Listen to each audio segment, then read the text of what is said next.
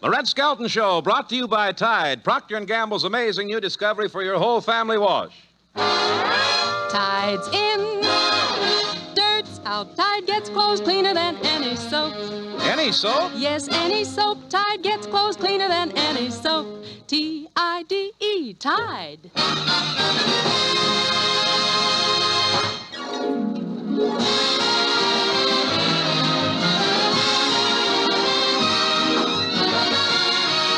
From Hollywood, Procter & Gamble bring you the Red Skelton Show with Dave Rose and his orchestra, our singing stars, the Four Knights, Verna, Felton, Lurene, Tuttle, Pat McGeehan, and yours truly, Rod O'Connor. And from Metro-Goldwyn-Mayer, the star of our show, Red Skelton.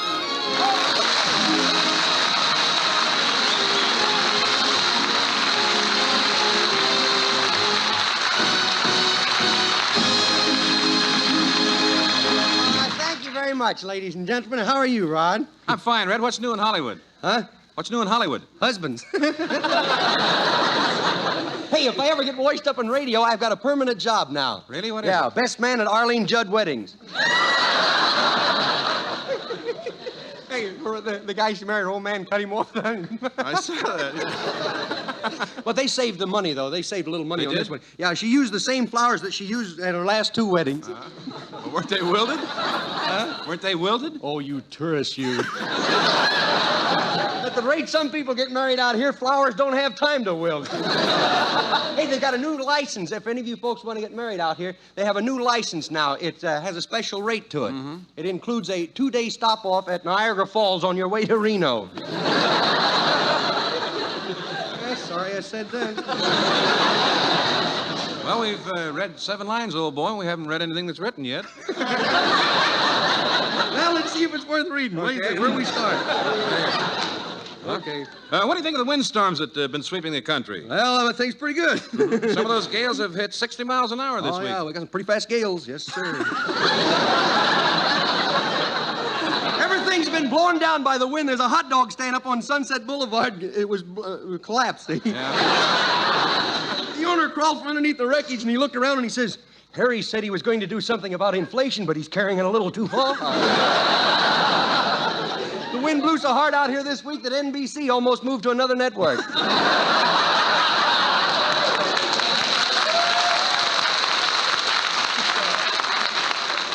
I always like to put in one we hear from the big fellas from. You know? Say, the California weather's sure been rugged lately. Yeah, they're going to change the song California, Here I Come to California, How Come?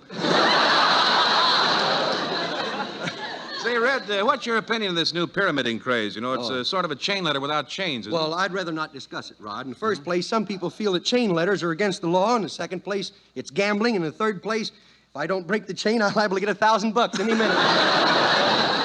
it? Do you belong to these clubs, Red? Wait, I'll tell you. No, I have my own little chain letter system. Every Thursday, I give Dave Rose $50, and then every Monday, he gives me $50. Well, that doesn't give either of you a profit. I know, but it sure confuses the income tax people. Well, speaking of confusion, I see where Rita Hayworth finally met the Aga Khan. Yeah. I wonder what he thought of her. Oh, he thought she was right down his alley.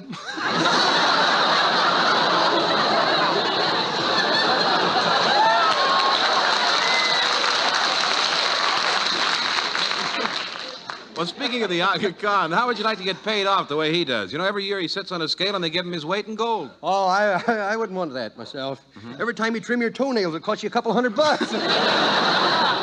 Well, speaking of wait, I understand that people had to wait for hours to see President Truman's inauguration yesterday. I don't mind reaching for him, but boy, that's too far. I went 3,000 miles for this joke. No, that inauguration must have been a great show. You know, they said that about 1 million people watched the parade. Yeah, I hear that Roper and Gallup went through the crowd yelling, fibbers, fibbers.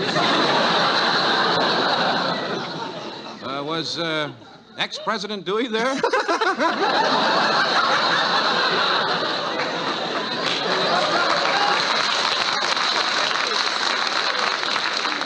Well, that's good. I'm sorry I didn't get to say that.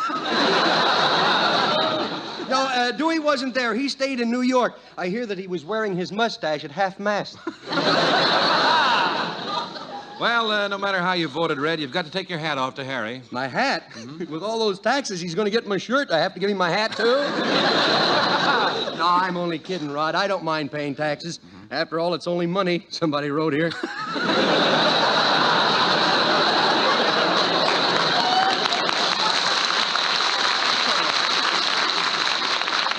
Well, that's right, Red. You know, you can't take it with you. No, but it'd sure be nice to try. I got news for you. If I can't take it with me, I don't go.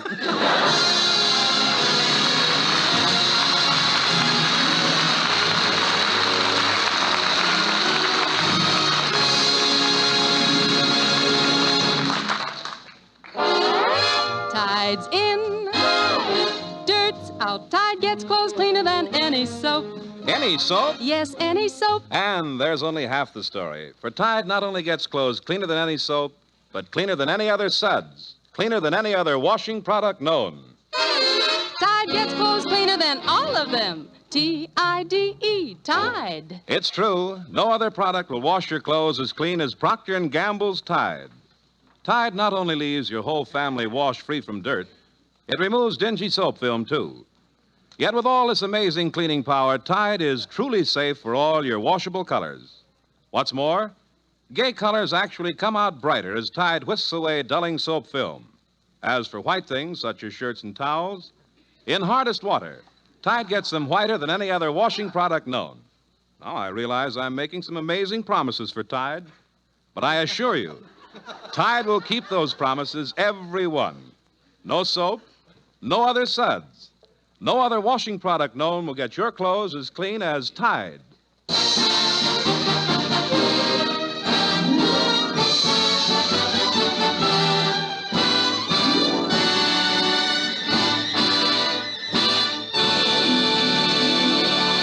And now, ladies and gentlemen, here are the four knights. What are you going to sing, fellas? It's what you do with what you got. Hmm? It's what you do with what you got. It's what you do with what you got. It's what you do with what you got. That pays off in the end. Some folk think fate got 'em and their spirits hit the bottom. But there's just no sense to let 'em. There's lots of ways to pay for all the little things you pray for. And the best way is just go get 'em. It's what you do with what you got. Never mind how much you got. It's what you do with what you got that pays off in the end. You gotta add how much you do and multiply by what you do. You think you can't win, but you do, and you get the dividends. It's the means you apply it that raises your stock. Look what David did to Goliath with the little old hunk of rock. It's what you do with what you got. Never mind how much you got. It's what you do with what you got that pays off in the end. It's what you do with what you got. It's what you do with what you got. I've got plenty of nothing, and nothing's plenty for me. Hey! It's the means you apply it that raises your stock. Just look what David did to Goliath with the little old hunk of rock. It's what you do with what you got. Never mind how much you got. It's what you do with what you got that pays off in the end.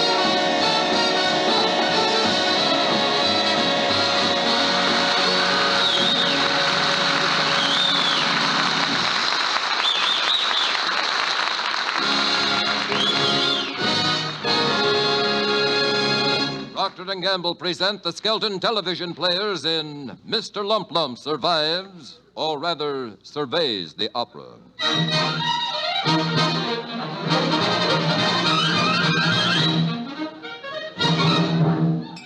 Hey, service, how about those service? Take it easy, Willie. I'm right here. Yeah, well, don't sneak up behind me like that. I'm liable to turn around suddenly and scare the witch out of you. What do you have tonight? Well, what do you got? Well, you got anything you want? Well, let's not get cagey. What do you got? Well, you got a nice dinner for $1.75 and a special dinner for $1.50 Yeah? and a blue plate for 95 cents. Well, what have you got for a man who left his wallet at home? Why, you always out of money? Well, you see, when I got married, I made an arrangement with my wife that every Saturday night I would give her my paycheck and she'd give me half of it from my allowance. Well, that ought to give you plenty of cash. Oh, no, it don't. No, it don't. You see, I don't work. Well,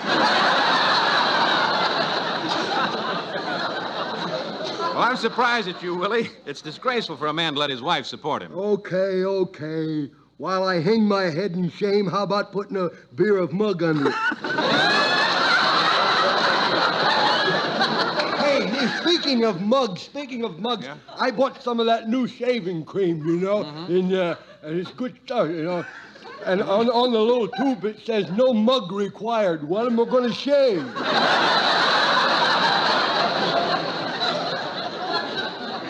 Well, what are you all dressed up in a tuxedo for, Willie? Well, my wife made me rent it to take her to the opera. Did you enjoy the opera? Enjoy it, don't make me laugh. I didn't want to go to the opera because I don't like opera. I don't like opera. And people, no, I don't like opera. Well, don't talk so loud, Willie. You know, a lot of the opera people come in here to eat. Yeah, is that so? Well, you better have a talk with the guy that gives your commercials. My commercials, what are you talking about? Well, one of the guys come out on the stage and he kept screaming, I eat her, but he didn't say where. I don't like opera. I don't like it. What was the opera about? Who knows? Well, what language was it in? I don't know. Some French singer, French, I guess. I don't know. Nobody. No. Did you? I'll make up something. Did you know that?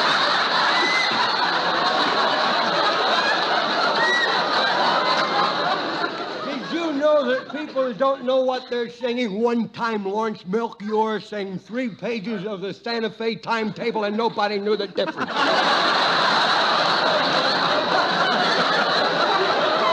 It's the first time in the history of opera that they applauded the fact that number 22 didn't stop at Glendale.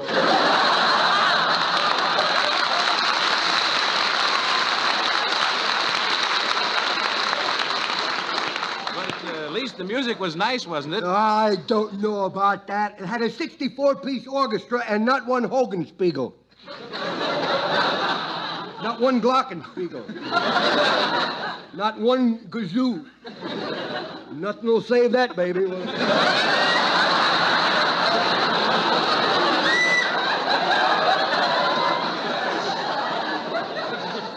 Well, what happened? Tell me from the beginning. Well, first my wife made me get all dressed up, so I put my best studs in a clean sweatshirt, and then I tucked my overalls into my stack. You don't wear overalls with a tuxedo. You do when you've only got enough money to rent the jacket. Okay, now, you're seated at the opera. Yeah, and as soon as I sit down, everybody starts yelling, quiet, quiet, quiet. So I look around to see what they're yelling at, and they're all staring at me with them lorgnettes, them sneers on a stick, you know. Well, what were you doing? Nothing, just eating my popcorn. Well, they don't sell popcorn at the opera. I know that. That's why I took my popcorn popper and my little can of Sterno with me. Well, then the orchestra got seated. It was a symphony orchestra. Yes, I know. Well, the head simp came in. He had hair that looked like 4 blocks around, you know. He looked like a scared mop standing. Well, he turns and he smiles to the audience. That boy had teeth down to here. You know? I'm telling you, he looked like he swallowed a piano and left an octave of keys hanging out. Well, that was Heidelberg Muffle. He's a doctor of music. Yeah, he looked like a wet nurse to me. You know that he gets $40,000 a year as a conductor? Oh, don't give me that stuff. The only guy that ever led a band and got $40,000 was Jesse James. The way he's standing there shaking that stick at those people, trying to get them to play the music. And the whole trouble with him, he had more men than he could shake a stick at.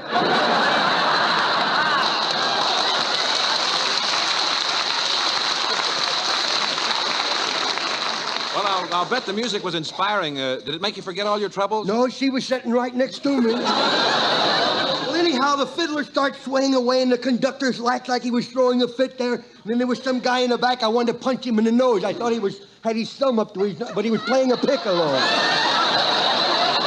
And there was some other silly guy in the back part there, but there's drums, and there must have been a fly or something because he was trying to catch it with 2 manhole covers.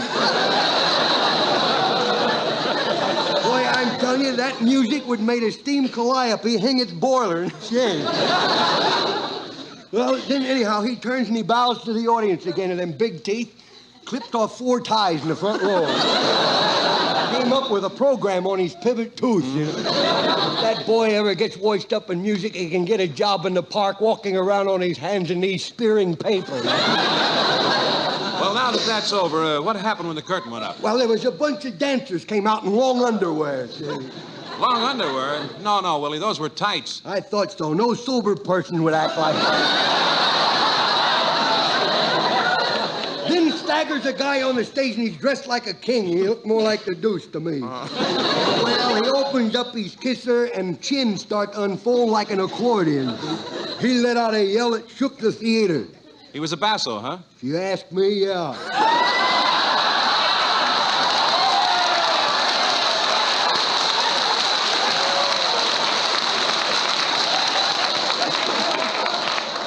Well, anyhow, he sang for about 20 minutes. There was no room for anybody else to get on the stage. He was so big. And about that time, a big fat dame squeezed in, and she was dressed like a milkmaid, see, with the cow attached. She looked like a mattress tied in the middle with somebody still in the mattress. A mezzo-soprano, huh? She was a mess of something. Well, anyhow, she started to sing, see, and she takes a deep breath, and she inhales and siphons the toupee off of a guy in the 3rd row.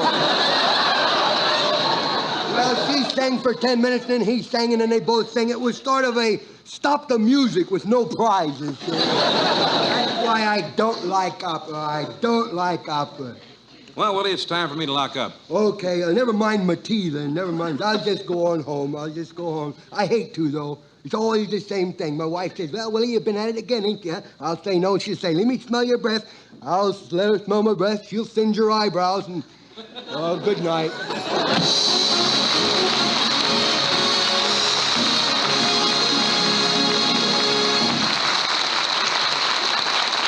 And now Dave Rose and the Procter & Gamble Orchestra play, what this? Loch Lomond.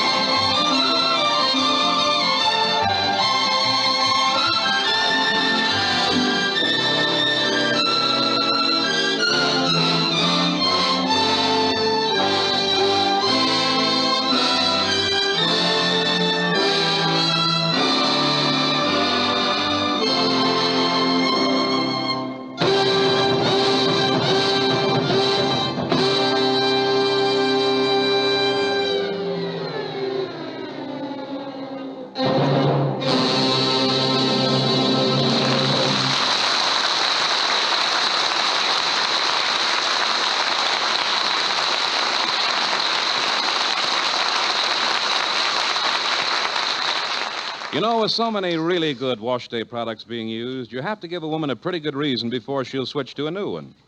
Well, I'll give you the best reason in the world for changing to Tide. Procter & Gamble's Tide gets clothes cleaner than any soap. Tide not only leaves clothes free from dirt, it removes dingy soap film, too. Yet, with all this amazing cleaning power, Tide is truly safe. What's more, Tide actually brightens soap dull colors, white things, in hardest water. Tide gets them whiter than any other washing product known. And oh, those Tide suds. They actually look and feel different. And they billow up like magic even in hardest water. Now, maybe you're perfectly satisfied with your present wash day product. But isn't this promise worth investigating? No soap, no other suds, no other washing product known will get your clothes as clean as Tide.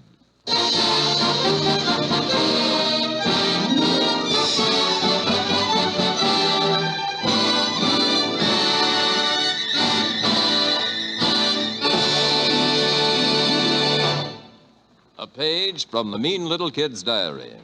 One of the happiest memories a child will ever have is going to his first party alone. Remember what fun we had, even if Junior, the mean little kid, was there.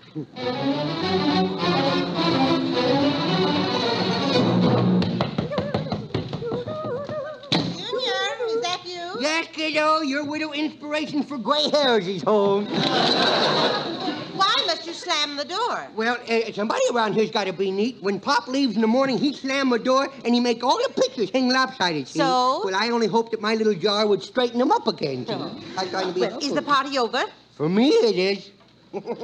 They tolerated me for about as long as they could. Well, did you come home ahead of the others? Yeah, they never caught me. That must be your mother. Hello, dear. Hello, Mother. Well, aren't you going to say hello, Junior? Hiya, Tootsie Pie. Junior, is that any way to greet your mother? Well, that's what Pop say. Well, you're not Pa. Well, you don't have to get nasty about it. You'd be a little more affectionate. You could at least kiss me. Ah, that's kid stuff. Besides, you're a married woman. Where do you pick up such ideas? Oh, just pick 'em up, just pick 'em up. You wait till I learn to read, boy. I'm going to read a few of those hot books like Grandma reads, boy. Why, Junior, I don't read that type of literature. Oh, you don't, huh? Oh, how did you get that blister on your index finger? Well, I forgot to wet my finger when I turned a page. Taste the smell. Junior! Why do I allow him to lead me into these silly things? Now, Junior, that's enough. You behave yourself. Oh. What did you do today? Well, I got him all cleaned up, Yeah. and I let him go to a party. I went to a party. And now he doesn't even have the good manners to tell Nana about it. Oh, well, if you'll forgive me for upsetting you, I'll tell you all about it. But did you make a good impression on people there? I say I did. Several of them are going to have scars for a long time. Did they have a lot of good things to eat? Yeah, good for throwing, too, boy. You didn't ask for a second piece of cake, did you? I did not. I took 2 pieces the first time. Here, I brought you some cake. Here, I Oh, brought good you some heavens. You didn't put cake in your pocket. That stuff sure looked like it had a nervous breakdown, don't it? It wasn't very good cake anyhow. It was soft and fluffy. You know, it's not like yours now, boy. I like your cake better. When you suck your teeth into it, it stays there. This stuff just melts in your mouth, boy. Your cake stays with you for hours, boy. Here, I brought you something too, Mummy. Oh, what, dear? It's a surprise. Put your hand in my pocket. All right. Yeah. Ooh. What's the matter? Don't you like ice cream? Yes, I like ice cream. Well, then get me a plate and I'll wring you out a handful. Don't you know if you put ice cream in your pocket, it will melt? Now she tells me. Now, I'll just put my pocket in the refrigerator, and then it will freeze back again, see? Now, that isn't sanitary. No, it's chocolate. It's chocolate. Then what do you have in this pocket? Well, it's one of the favors. It was a silver bracelet and a handkerchief. Junior, this is a napkin ring and a napkin. Oh, I'm sure it wasn't a favor. You weren't supposed to bring it home. I wasn't? No. Oh, so that's what they meant when they kept turning the lights out and saying, all right, we'll get a guilty party. Just 3 minutes to put it back on the table. Now I understand. Oh, I'll never be able to show my face around this neighborhood again. Why? What did you do? She let the stork that delivered you get away without a fight. Yeah, well, we'll just have to take it back. Let's see. What else have you got in your pocket? Well, take a look. Oh, a mouse. Yeah, well, don't yell. You scared me, too. What's the matter? Is it somebody you know? Well, come down off the chair. He ain't alive. It's just a toy mouse. Put see? him away. He looks too real. He do? Now tell me more about the party. Were there any little girls there? Yeah, and they spoil it. We could never get a real brawl going. Boy, they played a game called Post Office. How cute. Yeah, I didn't like it. They told me I had 3 letters, see? So I went in to get them, and that widow Nancy Freeman tried to kiss me. And we were in that closet for 20 minutes. 20 minutes? Yeah. Why? Our bubble gum got stuck. Believe me, I'm not going to any more parties unless they're snagged. Well, did you dance with any of the little girls? I missed it, but we won't go back. Yes. I tangled with one. I believe you mean tango. Look, kiddo, when I does it, it's a tango. And they played pin the tail on the donkey, too. Well, sit down and tell me about it. I can't. I told him I was a Democrat. And we caught one little Republican kid using an ice pick. Well, I didn't get the point of the game until it was too late. What else did you play? Well, they played duck for apples in a tub, see? Didn't you play? No, I played push him in the tub and hit him with the apple. Oh, someone's at the door. Oh, somebody at the door. I'll go see who it is. I see who's at the door. Welcome to the snake pit. I'm here to see your mother. Oh, I didn't recognize you at first. Hey, Dickie Orland's father's at the door. I'm going to take me nap now. Oh, no, you're not. You just wait a second. What's the matter? I want to see why you're in such a hurry. Oh? And also why you were sent home from the juvenile jury party. Oh, goodness. Yes? Are you this disaster's mother? Well, she'd look kind of silly dressed that way if she was me father. I regret to report that this boy is one of the most destructive Oh, boys come now, Mr. Orland. Yeah, come on. Junior's told us all about his childish prank. Childish, madam. Compared to him, a Panzer Division is just a Girl Scout troop. He left my home a shambles. What's a Girl Scout troop? What's that? Junior, you go up to your room and go to bed until it's time for you to go to bed. Yeah. Nuts. The whole family's nuts. What's all the rumpus, Lurene? Oh, hello. I'm Junior's grandmother. Now, look, Strangler Felton, I don't want any trouble with you. You lay a hand on me and I'll report you to the Wrestling Commission. What are you talking about? The boy told everybody about how you crumpled up Gorgeous George in 3 minutes flat.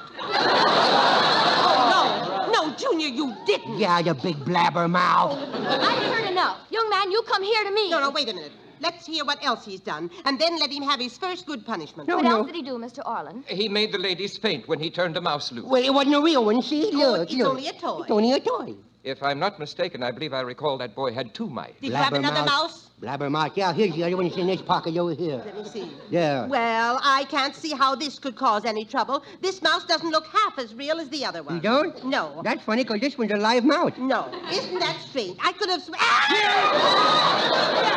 Junior, the mouse went under the couch. Go call the cat. Why disturb the cat? He's under the couch having a snack. nuts. The whole family's nuts.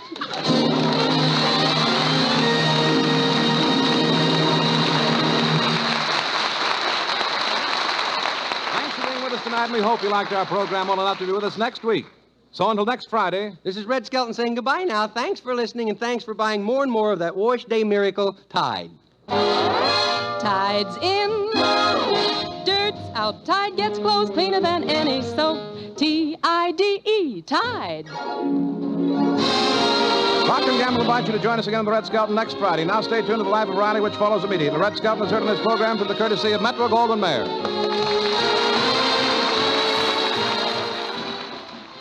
This is NBC, the national broadcasting company.